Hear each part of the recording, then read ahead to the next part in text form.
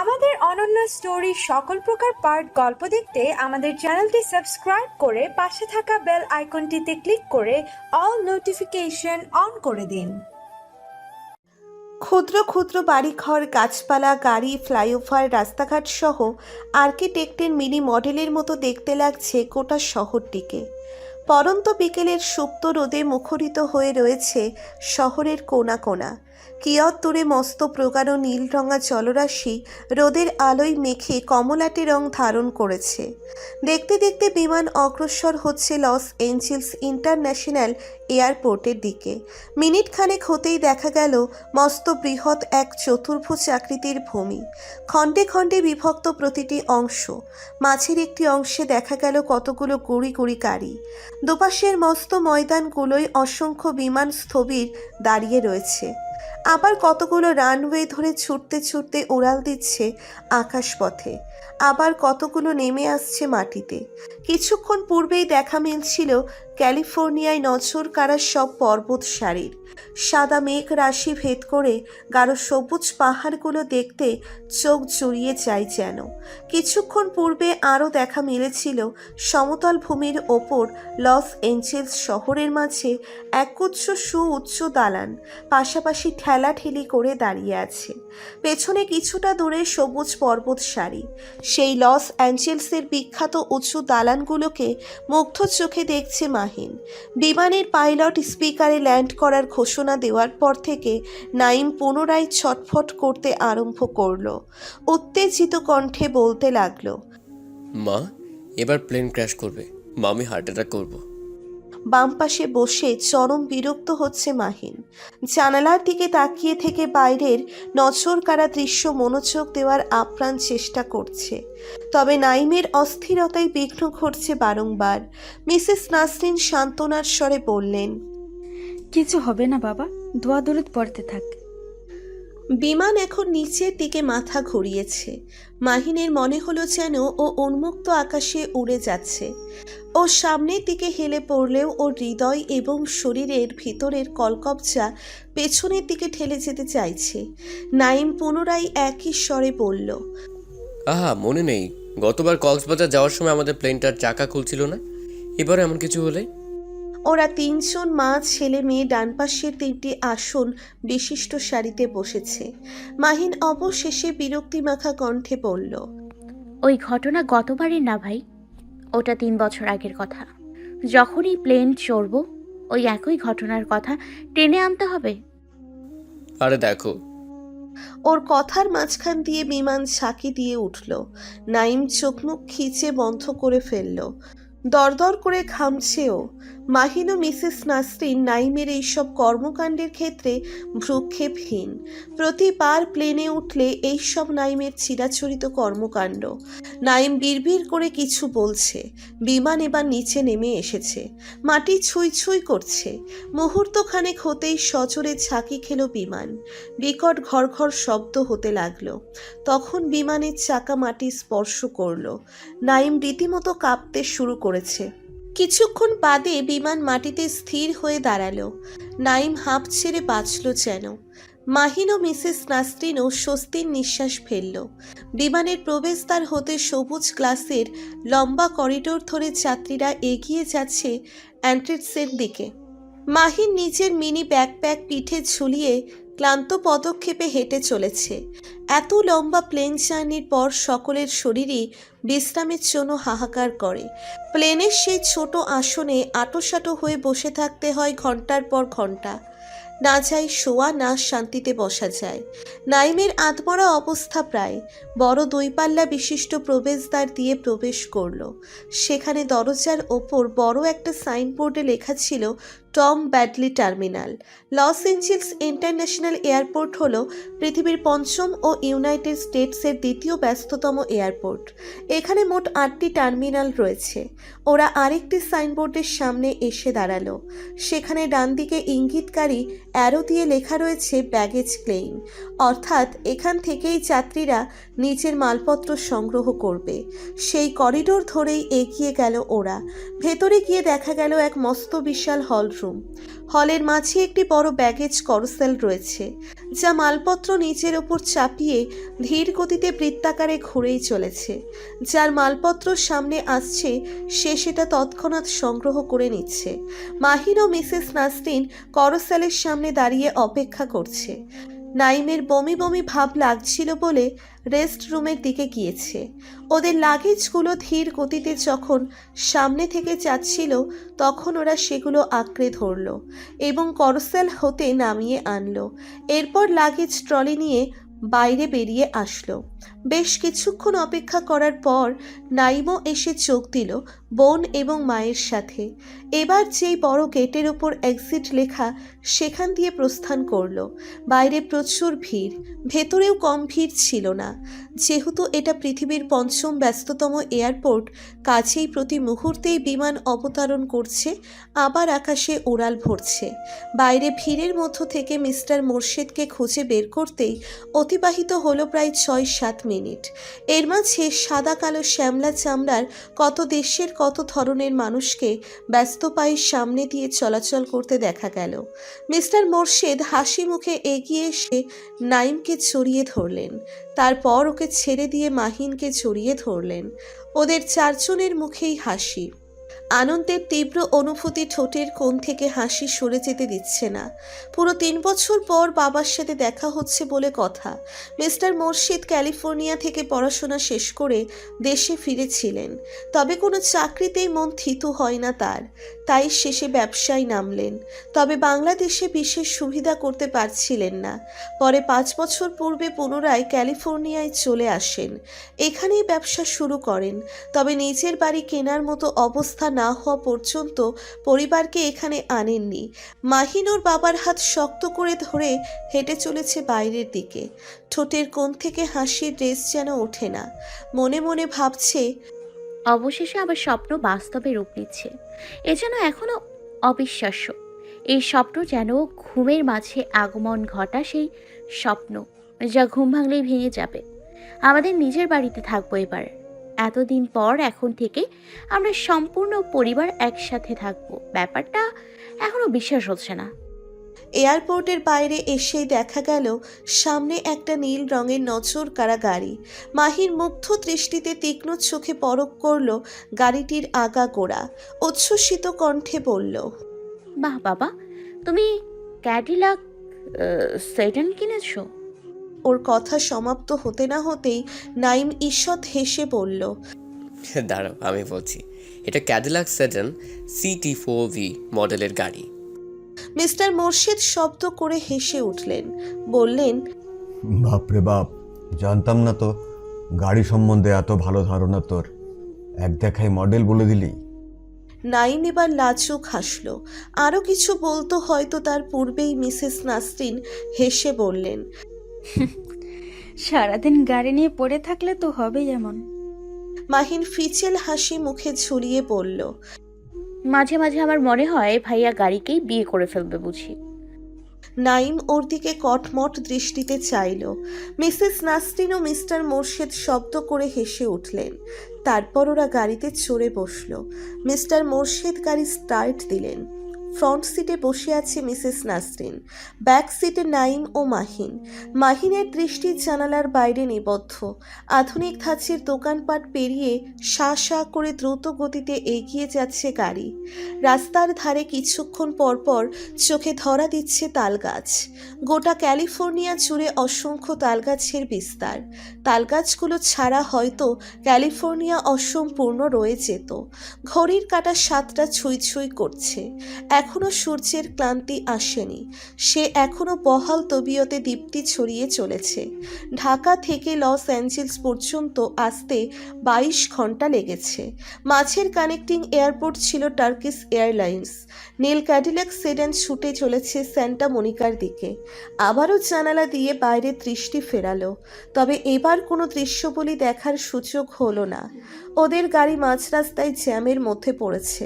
Mrs Nasrin ক্লান্ত স্বরে বললেন, ঢাকার জ্যামের কথা তো আর বলার মতো না, এখানেও তাই বলে এত জ্যাম। মিস্টার মোর্শেদ মুচকি হেসে বললেন, তা বই কি, লস অ্যাঞ্জেলসের জ্যাম ঢাকার জ্যাম থেকে কিছু কম নয়। তারপর এখন রাশ আওয়ার, এ সময় প্রচণ্ড জ্যাম থাকে রাস্তায়। মাহিন কিছুক্ষণ জানালার দিক থেকে দৃষ্টি সরিয়ে নিয়ে বলল, বাবা, ক্যালিফোর্নিয়া স্ট্রিটের স্লোগান কি ইউরেকা? মিস্টার মোর্শেদ বললেন। হ্যাঁ। কিন্তু ইউরেকা মানে কি? জিজ্ঞেস করলো নাইম। মিস্টার মোর্শেদ বললেন, কোনো কিছু খুঁজে পাওয়ার আনন্দটাকেই তো ইউরেকা বলে, এবং এটা ক্যালিফোর্নিয়ার স্লোগান হওয়ার কারণ, যখন এখানে গোল্ড রাশ হয়েছিল সারা বিশ্ব থেকে প্রচুর মানুষ ছুটে এসেছিল সোনার খোঁজে, এবং সেই সম্পদ এখানে এসেই খুঁজে পাওয়ার আনন্দকে ইউরেকা বলে প্রকাশ করা হয়। মাহিম ও নাইম সাই জানিয়ে মাথা নাড়ল। এরপর মাহিন ক্লান্তিতে বড় দেখে একটা হাই তুলে সিটে হেলান দিয়ে চোখ মুছে রইল। নাইম জিজ্ঞেস করলো, আমাদের বাড়ি থেকে ইউনিভার্সিটি অফ ক্যালিফোর্নিয়া কত দূর হবে? এই ধর 14-15 মিনিট। নাইম অবাক কণ্ঠে বলল। তুমি আমার সাথে মজা করছো? তাই বলে এতটা কাছে? মিস্টার মোর্শেদ মুচকি হেসে বললেন, তুই প্রথম 2-3 দিন আশপাশে ঘুরে বেরিয়ে দেখ, সবকিছুই কাছাকাছি। এমনকি রিভ্যালি হিলস ও হলিউড এখান থেকে 30-35, হ্যাঁ ওরকমই 30-35 মিনিট দূরে। নাইমের মুখে এখনো বিস্ময়ের ছাপ লেগে আছে। দেখতে দেখতে ওরা স্যান্টা মনিকায় চলে এসেছে। মন্টানা অ্যাভিনিউয়ে এসে থামলো গাড়ি। মাহিন ঘুমে আচ্ছন্ন দেখে নাইম বলল, মাহিনকে এইখানেই রেখে গেলে হয় না? ঘরে এসে ঝামেলা করবে। মিসেস নাসরিন ওর দিকে কটমট দৃষ্টিতে চেয়ে বললেন। ফাজলামো করিস না, চুপচাপ ওকে উঠা। নাইম বাধ্য ছেলের মতো মাথা উপরে নিচে ঝাঁকালো। তারপর ওর মাথায় আগমন ঘটল এক দুষ্টুমি বুদ্ধির। মুহূর্তেই মাহিনকে ঘুম থেকে ওঠানো নিয়ে ব্যতিব্যস্ত হয়ে পড়ল নাইম। সাবধানে মাহিনের কানের কাছে মুখে নিয়ে গিয়ে জোরে চিৎকার দিল নাইম। মাহিন চমকে উঠে ধরপড়িয়ে উঠে দাঁড়াতে গিয়ে গাড়ির সিলিংয়ের সঙ্গে মাথায় বাড়ি খেল। তারপর মাথা চেপে ধরে মুখ খিচে বন্ধ করে ফেলল এবং এবার সিটে এমনভাবে হেলে পড়ল যেন ওর জ্ঞান নেই। নাইম হাসছে। মিসেস নাসরিন ও মিস্টার মোর্শেদ দুজনেই গাড়ির বাইরে বেরিয়ে গিয়েছিল। মিস্টার মোর্শেদ ডিকি থেকে মালপত্র বের করতে ব্যস্ত ছিলেন। ছেলের চিৎকার শুনে ছুটে এসে দরজা খুললেন। মিসেস নাসরিনও অপর দিকের দরজার কাছে এসে দাঁড়িয়েছেন। মিস্টার মোর্শেদ বললেন, কার কি হয়েছে? মিসেস নাসরিন বললেন, কি সমস্যা তোর? চিৎকার করছিস কেন? আর ও এখনো ঘুম থেকে ওঠেনি কেন? মিস্টার মোর্শেদ মাহিনের বাহু ধরে ঝাঁকি দিয়ে বললেন। মা ওঠ, আমরা বাড়ি চলে এসেছি। কিন্তু মাহিনের কোনো সারা শব্দ নেই। নাইম এবার কিছুটা ভীত সন্ত্রস্ত হয়ে পড়ল। মিসেস নাসরিন বললেন, কি হলো? ও উঠছে না কেন? এই নাইম, তুই কি করেছিস? নাইম উদ্বিগ্ন কণ্ঠে বলল, মানে আসলে ওকে উঠানোর জন্য আমি চিৎকার করেছিলাম। মিস্টার মোর্শেদ বললেন। তারপরও উঠল না। বলে আবার মাহিনের হাত ঝাঁকি দিলেন। এবারও মাহিন নিথর নিশ্চুপ পড়ে রইল। নাইমের কপালে চিন্তার ভাঁজ পড়েছে। সে উৎকণ্ঠিত হয়ে পড়ল। এবং আমার চিৎকার শুনেও চমকে উঠে দাঁড়াতে গিয়ে মাথায় বাড়ি খেয়েছে এবং বোধহয় জ্ঞান হারিয়েছে। ওর কথা শেষ হওয়া মাত্রই মিসেস নাসরিন নাইমের কান মুচড়ে ধরে গাড়ি থেকে বের করে আনলেন এবং ছাঝালো কণ্ঠে বললেন, ফাজিল ছেলে একটা। তুই যে ওর বড় ভাই, সেদিকে কোনো হুঁশ আছে? এখন ওর মাথায় গুরুতর আঘাত লেগে থাকলে কি করব আমরা? মিস্টার মোর্শেদ চিন্তিত স্বরে বললেন, নাসরিন শান্ত হও, আমি মাহিনকে বাড়ির ভেতর নিয়ে যাচ্ছি, তারপর দেখি কি হয়েছে। বলেই সাবধানে মাহিনকে পাজা কোল করে তুলে নিলেন এবং সামনের বাগান পেরিয়ে দরজার কাছে গিয়ে দাঁড়ালেন। মিস্টার মোর্শেদের ইশারায় নাইম ছুটে গিয়ে তার পকেট থেকে চাবি বের করে দরজা খুলল এবং উনি মাহিনকে নিয়ে ভেতরে প্রবেশ করলেন। ওদের নতুন বাড়ি স্প্যানিশ ধাঁচের, কনক্রিটের টালি দেওয়া কমলা রঙের ডরমান ধাঁচের ছাদ, সামনের দিকে দ্বিতীয় তলার পাশাপাশি দুটো জানালার উইন্ডোশিল থেকে পেতুনিয়া ফুলের ঝাড় ঝুলে রয়েছে। সামনেই বড় বাগান এবং দরজার পোর্চের সামনাসামনি একটা বড় স্যাকামোর গাছ। মিসেস নাসরিনও লাগেজ বাইরে ফেলে রেখেই ভেতরে ছুটে গিয়েছেন। মাহিনকে দ্বিতীয় তলায় ওর জন্য নির্ধারিত কামরায় নিয়ে গিয়ে বিছানায় শুইয়ে দিয়েছেন মিস্টার মোর্শেদ। নাইম তাড়াহুড়ো করে রান্নাঘরে পৌঁছে ফ্রিজ হাতড়িয়ে আইস ব্যাগ নিয়ে আসলো। তারপর ধূপধাপ পা ফেলে আবার কাঠের সিঁড়ি ভেঙে উপরে উঠে গেল। মাহিনের কামরায় গিয়ে মায়ের হাতে তুলে দিল বরফে ভরা নীল রঙের ব্যাগটা। মিসেস নাসরিন মাহিনের পাশে বসেছেন, চুল সরিয়ে মাথার উপরিভাগে ব্যাগটা ধরে রাখলেন।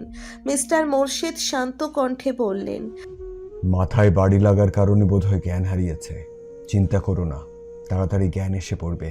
তবু নিশ্চিন্ত হওয়ার জন্য আগামীকাল ওর অ্যাডমিশনের পর ডাক্তারের কাছে নিয়ে যাব ওকে।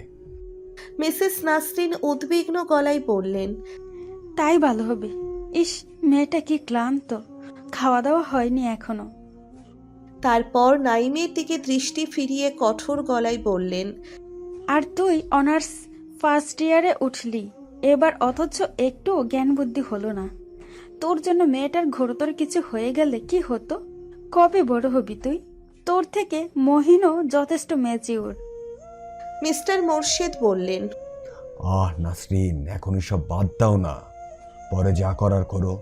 তোমরা দুইজনও লম্বা পথ জার্নি করে এসেছো, তোমাদেরও বিশ্রামের প্রয়োজন। যাই, আমি লাগেজগুলো গাড়ি থেকে বের করে আনি। বলেই উনি কামরা হতে বেরিয়ে যেতে যেতে আবার থেমে গেলেন। পেছনে ঘুরে বললেন, আমি বাইরে থেকে খাবার এনে রেখেছি, তোমার কোনো কষ্ট করা লাগবে না। বলেই উনি এবার প্রস্থান করলেন। মিসেস নাসরিন উঠে দাঁড়ালেন এবং বললেন, আমি নিচে যাচ্ছি খাবারগুলো বের করতে এবং তোকে পরে দেখে নেব। নাইম নিশ্চুপ দাঁড়িয়ে রয়েছে। মিসেস নাসরিন দরজা দিয়ে বেরিয়ে যাওয়ার পূর্বে কঠোর গলায় বললেন, আর ভুলেও যদি দ্বিতীয়বার ওকে বিরক্ত করেছিস তাহলে শাস্তি কাকে বলে তুই দেখবি। বলেই উনি চলে গেলেন। নাইম এবার হাঁপ ছেড়ে বাঁচল। দীর্ঘশ্বাস ফেলে এগিয়ে গিয়ে মাহিনের বিছানার একপাশে বসে পড়ল। তারপর মাহিনের দিকে স্নেহভরা দৃষ্টিতে চেয়ে থেকে ম্লান কণ্ঠে বলল, আমি এতটাও খারাপ ভাই নই বোন, তোকে তো শুধু চমকে দিতে চাইছিলাম, সেখানে আমি নিজেই চমকে গেলাম। মা কি বললো সেসব নিয়ে আমার চিন্তা নেই, আমার চিন্তা তোর কিছু হয়ে গেল কিনা সেটা নিয়ে। বলে মাথা নত করে আবারও দীর্ঘশ্বাস ফেলল। কেউ শব্দ করে হেসে উঠল। নাইম হকচকিয়ে উঠে দাঁড়ালো। দেখে মাহিনের ঠোঁটের কোণে ফিচেল হাসি লেগে রয়েছে এবং ও ড্যাব ড্যাব চোখে নাইমের দিকে তাকিয়ে রয়েছে। নাইম হতবাক হয়ে চেয়ে রইল। মাহিন মাথার কাছ থেকে আইস ব্যাগটা সরিয়ে রেখে দুহাতে বিছানায় ভর দিয়ে উঠে বসল। তারপর বলল, কি গো ভাইয়া, চরম ছাকা খেলি দেখছি। মাহিনের কথাগুলো নাইমের মস্তিষ্কের কোষে গিয়ে পৌঁছতে একটু সময় নিল। ব্যাপারটা বুঝে উঠতেই নাইমের চোখ দুটো ছানা বড়া হয়ে গেল। তারপর অবাক কণ্ঠে বলল, তার মানে তুই জ্ঞান হারিসনি? এসব নাটক ছিল? মাহিন বাঁকা হেসে বলল, তো আর কি, আমি কি কোনো দুর্বল কচু পাতা এতটুকু বাড়িতেই বেহুশ হয়ে যাব? আর হ্যাঁ, আমার অ্যাক্টিং স্কিলস কিন্তু গোল্ডেন গ্লোব পাওয়ার যোগ্য। নাইম এবার ঝাঁঝালো কণ্ঠে বলল, তুই কচু পাতা কেন হতে যাবি? তুই তো নিজেই আস্ত একটা কচু, আর তোর অ্যাক্টিং পুরাই গাছে কাঁটাল গোফে তেল। মঞ্চ নাটকই করতে পারবি কিনা সন্দেহ, আবার গোল্ডেন গ্লো কেন করলি সব? মাহিন এবার একই রকম বাঁকা হাসি মুখে ঝুলিয়ে রেখে বলল, বারে, তুই আমার ঘুমের মধ্যে কানের কাছে চিৎকার চেঁচামেচি করবি, তোর জন্য আমার মাথায় বাড়ি লাগবে আর আমি প্রতিশোধ নিব না? তোর কি মনে হয় তুই যেমনভাবে ইচ্ছে আমাকে বিরক্ত করবি আর আমি কচি খুকির মতো সব সহ্য করব? না, আমার সাথে ঝামেলা করতে আসলে তোকে তোর মস্ত বড় কচু পাতা হওয়ার ইতিহাস মনে করিয়ে দিব। নাইম প্রত্যুত্তরে মুখ খুলতেই যাচ্ছিল, তখনই নিচ থেকে ভেসে আসলো মিসেস নাসরিনের কণ্ঠস্বর। তিনি নাইমকে ডাকছেন। নাইম তিক্ত স্বরে বলল, তোর সাথে আমি পরে বোঝাপড়া করব। বলেই কামরা হতে ঝড়ের বেগে বেরিয়ে গেল। মাহিন আবারও আপন মনে হেসে উঠল। তারপর বিছানা ছেড়ে উঠে দাঁড়ালো। ওর কামরাটা বেশ বড়। ছোট একটা টেবিলের ওপর ওর হ্যামস্টারের খাঁচাটা রাখা আছে। বিছানায় ডান দিকে বড় জানালা। জানালায় বসার জন্য রয়েছে উইন্ডো শিল। স্লাইডিং গ্লাসটা খোলাই ছিল। মাহিন উইন্ডো শিলে পা উঠিয়ে বসলো এবং জানালার বাইরে দৃষ্টি নিবদ্ধ করলো। সামনেই বাগানে থাকা স্যাকামোর গাছের বিস্তর প্রসারিত ডালপালা চোখে ধরা দিল। সামনে বাগান পেরিয়ে রাস্তা, রাস্তার অপর পারেও সারি সারি বাড়ি। এদিকের সব বাড়ি স্প্যানিশ ধাঁচের, তবে প্রতিটি বাড়ি স্প্যানিশ ধাঁচের হলেও নকশা ভিন্ন। ইতিহাস ঘাটলে হয়তো দেখা যাবে এই জায়গা কোনো কালে স্প্যানিশ কলোনি ছিল। যত দূর দৃষ্টি যায় শুধু একই সমান বাড়ি ঘর ও দোকানপাট। দূর আকাশে সবে মাত্র ক্লান্ত সূর্য তার কিরণ ছড়ানোর কাছে ক্ষান্ত দিয়ে পৃথিবীর বুকে ডুবে যাওয়ার পায়তারা করছে। মাহিন অবাক হয়ে ভাবল, কি আশ্চর্য, একদিন পূর্বে আমি ছিলাম পৃথিবীর আরেক গোলার্ধে বাংলাদেশে, আজ আমি সম্পূর্ণ উল্টো দিকে ইউএসএতে, এবং একই পৃথিবী হওয়া সত্ত্বেও এখানে যখন মাত্র সন্ধ্যা নামছে সেখানে বাংলাদেশে মাত্র ভোর হচ্ছে। ও হ্যাঁ, এক কথায় বলা যায় ক্লান্ত সূর্য এখান থেকে বিদায় নিয়ে আবার পূর্ণ উদ্যমে এশিয়ায় উদয় হবে। সর্বপ্রথম জাপানের মানুষ সেটা দেখতে পাবে। ভেবেই আনমনে মুচকি হাসল মাহিন। যান্ত্রিক দেওয়াল ঘড়িটায় সময় দেখাচ্ছে 7:06। 6টি চেয়ার বিশিষ্ট ওক কাঠের চতুর্ভুজ আকৃতির টেবিল। মার্কিন মুল্লুকে আলাদা ডাইনিংয়ের বালাই নেই। রান্নাঘরের সঙ্গে লাগোয়া ডাইনিং। ড্রয়িং রুমে পাশে কাচের থাই গ্লাস দেওয়া স্লাইডিং ডোর। এ পথ একধারে খিড়কি জানালা এবং বাগানে যাওয়ার রাস্তা। আজ 3 বছর পর একটি পরিবার পুনরায় একত্রিত হয়েছে একই ছাদের নিচে। এই পরিবারে কারোর মধ্যে দূরত্ব কোনো কালেই ছিল না, শুধু ছিল স্থান ও সময়ের দূরত্ব। সুন্দর রৌদ্র উজ্জ্বল স্নিগ্ধ সকাল। তবে পৃথিবীর এক গোলার্ধের সময়, পরিবেশ, সংস্কৃতি ছেড়ে সম্পূর্ণ অন্য গোলার্ধে এসে পড়ায় এই 3 জন মানুষের শরীর ও মন কোনোটাই মানিয়ে নিতে পারছে না। সবচেয়ে বড় সমস্যাটা সময়ই করছে। কি অদ্ভুত নিয়মে চলে এই সময়। এখানে যখন আমেরিকানরা সূর্যের আলো গায়ে মাখে, তখন অন্ধকারাবৃত্ত বাংলাদেশে মানুষ টুপ করে ঘরের বাতি নিভিয়ে দিয়ে ঘুমের দেশে তলিয়ে যায়। নাস্তার টেবিলে বসেও ওদেরও সেই একই অবস্থা। মন মস্তিষ্ক ঘুম ঘুম করে। নাইম এবং মিসেস নাসরিনকে ঘুমের চক্করটা একটু বেশি অসুবিধেই ফেলেছে। মাহিনের আবার এক অদ্ভুত গুণ রয়েছে বা অভ্যেস রয়েছে, তা হলো ও অনায়াসে যে কোনো সময় ঘুমিয়ে পড়তে পারে। ঠিক তেমনই রাতে ঘুমানোর সময়, অর্থাৎ বাংলাদেশে যখন দিনের আলো ছিল, সেই সময়ও আরামসে ঘুমের পাটটা চুকিয়ে ফেলেছে। তবুও এখনও ঘুমের রেশটা হালকা টানে ধরে রেখেছে ওকে। নাস্তায় বেশি কিছু করেননি মিসেস নাসরিন। টোস্ট এবং ডিম পোচ ও চা। মাহিন ও নাইম ভিন্ন, মিসেস নাসরিন ও মিস্টার মোর্শেদ চা নিয়ে বসেছেন। মাহিন কখনো চা ছুঁয়েও দেখে না, ওর চাই শুধু কফি। এবং নাইমের ভাগ্যে ছুটেছে 1 গ্লাস সাদা দুধ, তাই তো ওর যত আপত্তি। সে হরলিক্স খেতে অভ্যস্ত, কাজেই শুধু দুধেই চলবে না। মিসেস নাসরিন বিরক্তিমাখা কণ্ঠে বললেন, তুই আর কবে বড় হবি নাই? অনার্স ফার্স্ট ইয়ারে উঠেছিস এবার। এই বয়সে কে হরলিক্স দিয়ে দুধ খায়? নাইমের তীব্র কণ্ঠে বলল, অনার্স ফার্স্ট ইয়ারে উঠেছি, এটা কি প্রতি কথায় মনে করে দিতে হবে? আমার তো এখন 19 বছর বয়স, আর বড় হওয়ার এই এক জ্বালা। যত বড় হবা তত রুলস অ্যান্ড রেগুলেশন মেনে চলতে হবে। কেন? শেষের কথাটা বলার সময় ওর মুখের বিরক্তি প্রকাশ পেল। মিস্টার মোর্শেদ মুখের সামনে পেপার মেলে ধরে আছেন। মাহিন চুপচাপ নিজের টোস্টে পিনাট বাটার লাগাতে ব্যস্ত। মিসেস নাসরিন বললেন, মাহিনকে দেখ, কোনো কিছু নিয়ে ঝামেলা করে না, যা দেয় খেয়ে নেয়। আর তুই এখনো সব কিছু নিয়ে ঢং করিস। নাইম লম্বা এক শ্বাস নিল। এবার নিজেকে প্রস্তুত করলো কিছু বলার জন্য। নাটকীয় ভঙ্গিতে বিজ্ঞের মতো বলতে শুরু করলো, মা, সব মানুষের পছন্দ অপছন্দ একই রকম হয় না। আর ধরো সত্যি যদি পৃথিবীর সব মানুষের পছন্দ একই রকম হতো, তাহলে কি হতো? সাপোজ সব মানুষের গণহারে সায়েন্স বিষয়টা পছন্দ হয়ে গেল, এখন সবাই সায়েন্স পড়তে লাগলো, আর কোনো সাবজেক্টই কারও পছন্দ হচ্ছে না।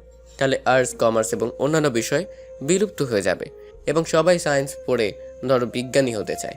এখন পৃথিবীর 7 বিলিয়ন মানুষে যদি সায়েন্স পড়ে, তাহলে অন্যান্য কাজ কে করবে? খাদ্য উৎপাদন কে করবে? অন্যান্য ব্যবসা বাণিজ্য কে করবে? আর হ্যাঁ, এই সায়েন্স পড়ানোর জন্য টিচারও তো প্রয়োজন। সবাই বিজ্ঞানী হলে টিচার কে হবে? আর ওর কথার মাঝখান দিয়ে মিসেস নাসরিন অতিষ্ঠ কণ্ঠে বললেন, থাম, এক্ষুনি থাম। আমার মনে হচ্ছে মাথাটা চক্কর দিয়ে উঠছে। তুই একদিন আমাকে মানসিক রোগী বানিয়েই ছাড়বি। বলেই তিনি ঘন ঘন শ্বাস ফেলতে লাগলেন। কপালের কোণে জমা হওয়া সামান্য ঘামটু হাতটা দিয়ে মুছে ফেললেন। বোধহয় প্রকৃতপক্ষেই তার মস্তিষ্কের কোষগুলো নাইমের অর্থহীন প্যাঁচালো কথার প্যাচে পড়ে গিয়েছে। মাহিন চাপা হাসছে। মিস্টার মোর্শেদ পেপারটা ভাঁজ করে রাখলেন। তার ঠোঁটের কোণে মিটিমিটি হাসি। তিনি আমোদে কণ্ঠে বললেন, আচ্ছা নাইম, তোর গত বছর কক্সবাজারের ঘটনাটা তো শোনা হলো না, ওটা বলতো। ওনার কথা শেষ হলো কিনা দেখা গেল নাইমের সম্পূর্ণ মুখমণ্ডল টমেটোর মতো লাল বর্ণ ধারণ করেছে। চোখে মুখে কেমন জানি এক বিব্রত ভাব। মাহিন খিলখিলিয়ে হেসে উঠল, দুষ্টুমি করে বলল, ভাইয়া, তোর মুখটা তো একদম ঠিক এক ছোট পলিথিনের টমেটো সস ভরলে যেমন লাগে তেমন হয়ে গিয়েছে। মনে হচ্ছে যেন এক প্লেট ব্লাশ নিজের মুখের উপর ঢেলে দিয়েছিস। নাইম ওর দিকে অগ্নি দৃষ্টি হানল। মনে হলো চোখের দৃষ্টি দিয়েই ও মাহিনকে ভস্ম করে দিতে চাইছে। মাহিন বাবার দিকে তাকালো। এবার হাসাহাসি বাদ দিয়ে কণ্ঠে কিছুটা কৃত্রিম গাম্ভীর্য এনে বলল, বাবা, আমি বলছি ঘটনাটা। নাইম সাথে সাথে ওর মুখ চেপে ধরে বলল, খবরদার, যদি মুখ খুলেছিস তাহলে তোর একদিন কি আমার 365 দিন। মাহিন ওর বড় বড় ধারালো নখ দিয়ে নাইমের হাতে আঁচড় দিতেই ও ঝট করে হাতটা সরিয়ে মাহিনকে মুক্ত করে দিল। মাহিন এবার ঝাঝালো গলায় বলল, তোর সাহস তো কম না, আমার মুখ বন্ধ করতে চাস? ঘটনাটাই এমন ঘটেছে যে আমি আর কি বলবো। নাইম ওর হাতের সেই জায়গাটায় আঁচড় লেগেছে, সেখানে অপর হাত চেপে ধরে বুক কুঁচকে বলল, ইস, আমার হাত ভয়ঙ্কর জ্বালা করছে। জঙ্গলি মেয়ে একটা, নিজেকে মোগলি ভাবিস? কে রাখে এত বড় বড় ধারালো নখ? মাহিন ভেংচি কেটে বলল, তোর জ্বালায় এত বড় বড় নখ রেখেছি, না হলে তোকে খামচি দিতাম কি করে? আর আমি মুগলি হতে যাব কেন? আমি আরো ভয়ঙ্কর বেলাট্রিক্স লেস্ট্রেন্স। মিস্টার মোর্শেদ বিস্ফোরিত চোখে এতক্ষণ ওদের দুজনকে পরোক্ষ করছিল। এবার শুধু মিসেস নাসরিনের দিকে দৃষ্টি ফিরিয়ে বললেন, তার মানে তুমি ফোনে যেসব ঘটনা আমাকে বলতে সেইগুলো সত্যি ছিল? মিসেস নাসরিন অবাক কণ্ঠে বললেন, এই ছিল তোমার মনে এতদিন? আমার একটাও কথা বিশ্বাস করতে না তুমি। তুমি ভাবছো তোমার 2 ছেলে মেয়ে ধোয়া তুলসী পাতা। এবার বিশ্বাস হচ্ছে ওরা আসলে একজন রাশিয়া আর একজন ইউএস। কখনকে কার উপর পারমাণবিক বোমা ফেলবে তার কোনো ঠিক ঠিকানা নেই। মিস্টার মোর্শেদ নিঃশব্দে হেসে উঠে বললেন, যাক, তাহলে এবার তোমার বাড়িটাই ওদের দুজনের মধ্যে যুদ্ধ লাগে লাগে অবস্থার জন্য একটা টান টান উত্তেজনা ভাব থাকবে। নাস্তা শেষ হওয়ার পরই মিস্টার মোর্শেদ মাহিনকে তৈরি হওয়ার জন্য তাড়া দিতে লাগলেন। মাহিন নেভি ব্লু রঙের একটা কুর্তির সঙ্গে জিন্স পরল এবং গলায় একটা ওড়না পেঁচিয়ে নিল। ওর লং বব ছাটে কাটা চুলগুলো ছেড়েই রাখল। শ্যামলা গড়ন ওফাল আকৃতির মুখ, হৃদয় আকৃতির ঠোঁট ও কাঠবাদামের মতো কাজল কালো বনি বিশিষ্ট নয়ন, প্রশস্ত নাক ও চিকন থুতনি দেখতে খুব সুন্দরও বলা যায় না, আবার অসুন্দরও বলা যায় না। মোটামুটি মিষ্টি একটা মুখ, চোখে কখনো একটানা কাজল দিতে ভোলে না ও। মাহিন তৈরি হয়ে নিচে নেমে আসতেই মিস্টার মোর্শেদ মাহিনকে নিয়ে তাদের নীল ক্যাডিলাক রাস্তায় নামলেন। এখান থেকে সান্টা মনিকা হাই স্কুল এতটাই কাছে যে হেঁটেই অল্প কিছুক্ষণে পৌঁছে যাওয়া সম্ভব। মাথার উপর বিস্তৃত পরিষ্কার নীল আকাশ, রাস্তায় নেই কোনো ধুলোবালি, রোদের আলোয় মেঘে রূপলি রাস্তা চকচক করে। চলাচলরত গাড়িগুলো রোদে চিকচিক করে। গাড়িতে মন থিতু হওয়ার পূর্বেই ওরা পৌঁছে গেল গন্তব্যে। মাহিনের মনে উচ্ছ্বাস যেন ধরে না। লস অ্যাঞ্জেলসে তো এসে পড়েছে, এবার এখানকার হাই স্কুলের সদস্য হতে চলেছে ও, অর্থাৎ বলা যায় পাকাপোক্তভাবে এলএ সিটিজেন। যদিও গ্রিন কার্ড পেতে দেরি আছে।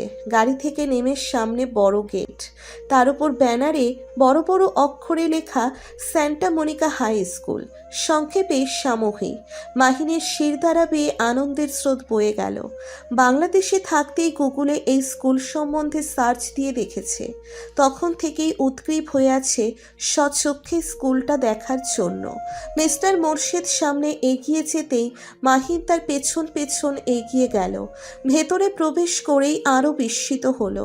স্কুল ক্যাম্পাসটাকে ছবিতে যত বৃহৎ দেখিয়েছিল, বাস্তবে তার চেয়েও বেশি বড়। মাহির মুগ্ধ দৃষ্টিতে চারিদিকে পরখ করতে করতে ধীর পদক্ষেপে হাঁটছে। স্কুল বিল্ডিং সম্পূর্ণ হালকা বাদামি রঙের, 4টি তলা রয়েছে। ডান দিকের বিশাল মাঠটা কম করে হলেও 70-80 ফিট লম্বা তো হবেই। বাম দিকে গোল মতো একটা চত্বর, তার একপাশে বড় বড় অক্ষরে হলদে রঙের সামোহি লেখাটার স্ট্যাচু বানিয়ে রাখা। মিস্টার মোর্শেদ গেট দিয়ে ভিতরে প্রবেশ করলেন। মূল প্রবেশদ্বারের সামনে অন্তত 3 ফুট উঁচু লালচে ইটের সিঁড়ি দেওয়া। মাহিন ও মিস্টার মোর্শেদ ভেতরে প্রবেশ করেই একদম সোজা করিডোর ধরে হেঁটে গেলেন। ডান দিকে একটা বাঁক ঘুরতেই একটা কাঠের দরজার সামনে এসে থামলেন মিস্টার মোর্শেদ। তারপর দরজায় টোকা দিলেন। ভেতর থেকে এক পুরুষ কণ্ঠ ভেসে এলো। উনি দরজাটা এবার খুললেন। ভেতরে প্রবেশ করার পর মাহিনও ভেতরে গিয়ে দাঁড়ালো। সামনে ওক কাঠের তৈরি ডেস্কের ওপাশে এক কৃষ্ণকালো মধ্যবয়সী লোক বসে আছেন। তিনি হাসি মুখে উঠে দাঁড়িয়ে মিস্টার মোর্শেদের সঙ্গে করমর্দন করলেন। তারপর বললেন, তাহলে ওই আপনার মেয়ে মাহিন? বলেই উনি মাহিনের দিকে দৃষ্টি ফিরিয়ে বললেন, how are you my girl? Mahin mister মোর্শেদের পেছনে দাঁড়িয়েছিল। উত্তরে হালকা হেসে বলল,